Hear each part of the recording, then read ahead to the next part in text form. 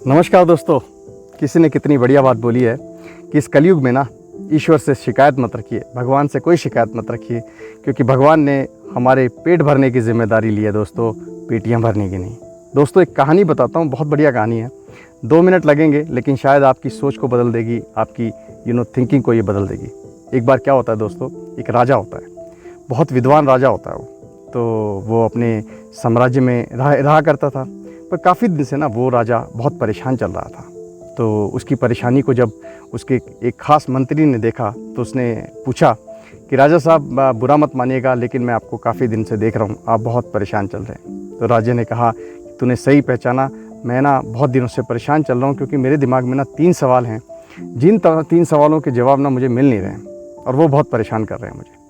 तो मंत्री कहने लगा कोई बात नहीं, एक काम करते हैं, हमारे यहाँ पे तो हमारे जो साम्राज्य इसमें कितने विद्वान लोग हैं, आप बोलिए तो मैं किसी विद्वान को लेके आता हूँ। तो राजा कहने लगा यार ये तो आइडिया मेरे दिमाग में आया ही नहीं। तो चलिए, राजा ने कहा कि ठीक है, तुम एक काम करो, तुम किसी सबसे बड़े विद्वान को हमारे जो साम्राज्य में उसको लेके आओ।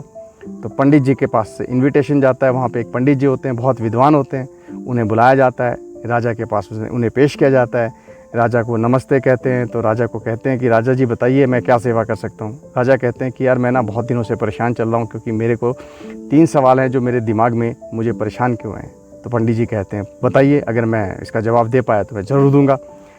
तो राजा पूछते हैं उन्हें कि पहला सवाल ये है कि भगवान जो है ना वो दिखते कैसे हैं, दूसरा सवाल है भगवान कहाँ तक देख सकते हैं, और तीसरा सवाल है कि भगवान करते क्या हैं। तो ये 3 सवाल के जब सवाल सुनते हैं ना पंडित जी, उनका दिमाग ख़राब हो जाता है, यार ये तो बहुत ख़तरनाक सा सवाल है, इसका जवाब तो मुझे भी नहीं पता।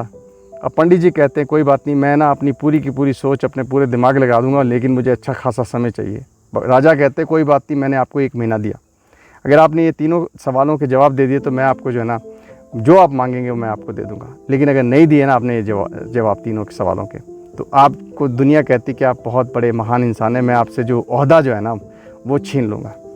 तो पंडित कहता है यार ये तो बड़ी गलत बात हो गई, अब क्या करूँ। पंडित घर जाता है। पंडित का एक बेटा होता है, वो पढ़ने गया होता है गांव शहर में। तो दिन गुजरते हैं, 1 दिन गुजर जाता है, 2 दिन गुजर जाता है, हफ्ता, 10 दिन, 29 दिन गुजर जाते हैं। और 29वें दिन जो है उसका बेटा शहर से गाँव आता है पंडित जी के पास।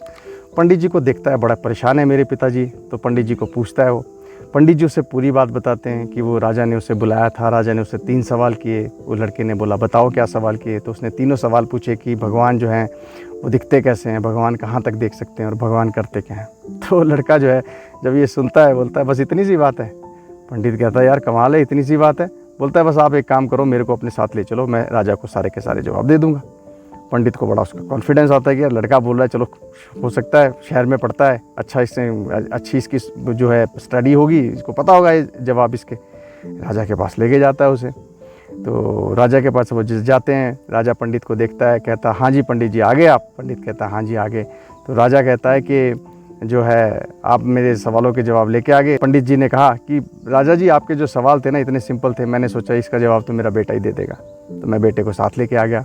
उतने में बेटा जब देखता है तो बेटा राजा को कहता है कि राजा जी हम इतनी देर से आए हैं, आपने तो कुछ हमें पूछा भी नहीं खाने या पीने के लिए। राजा को बड़ी गिल्टी फील होती है। राजा अपने मंत्री को कहता है कि यार इनके लिए दूध और थोड़ा सा नाश्ता लेके आइए। उनके लिए दूध और नाश्ता लिया जाता है। अब वो नाश्ता करने लगते हैं। दूध, लड़का क्या करता है, दूध का गिलास लेता है और गिलास में ना उंगली डाल के ऐसे ऐसे कुछ घुमा रहा होता है। राजा देखता है कि कर क्या रहा है।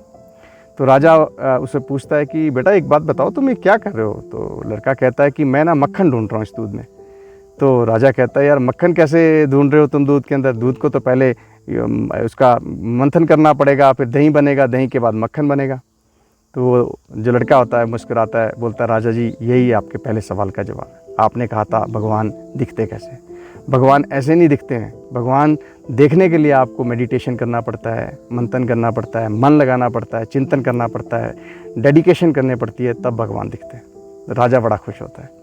तो राजा बोलता है अब मेरे को एक बात बता, दूसरा सवाल है मेरा कि भगवान देखते कहाँ तक हैं।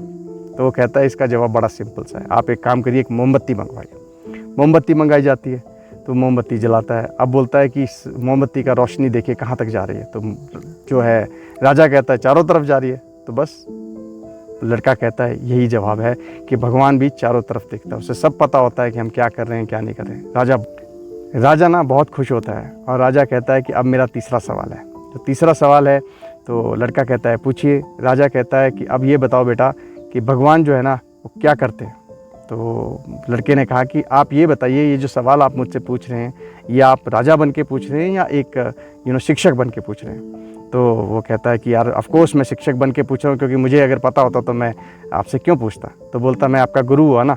तो बोला हाँ, अगर आप जवाब देते हो तो मैं आप गुरु हुए।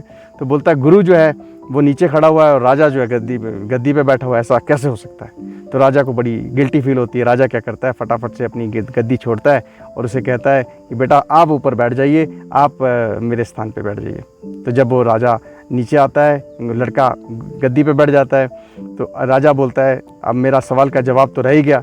तो बोलता है लड़का कि मैं अब क्या जवाब दूँ आपका, आपने देखा नहीं भगवान क्या करते हैं। भगवान यही करते हैं कि 1 मिनट में राजा को फ़कीर बना सकते हैं और फ़कीर को राजा बना सकते हैं। दोस्तों जब ये राजा तीनों चीज़ें सुनता है ना, बड़ा खुश होता है। बोलता है यार हमारे जो देश में कितने विद्वानी लड़का है ये, उसको बहुत वो अप्रिशिएट करता है, प्राइज़ देता है, बहुत पैसा देता है। तो दोस्तों छोटी सी कहानी है, इससे हमें सीख क्या मिलती है। इससे सीख मिलती है कि भगवान जो है ना हमें मेडिटेशन से मिलते हैं, हमारे कर्मों में ही भगवान हमारे को मिल जाते हैं।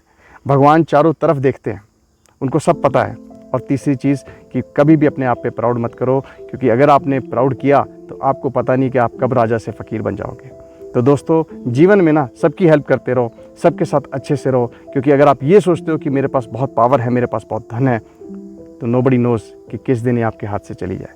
जिस दिन पावर और धन चला गया ना और आप ज़मीन पे आ गए, तो शायद आपको रियलाइजेशन होगा कि आप कितना गलत सोचते थे। तो दोस्तों अगर ये स्टोरी अच्छी लगी हो, please like and subscribe my channel.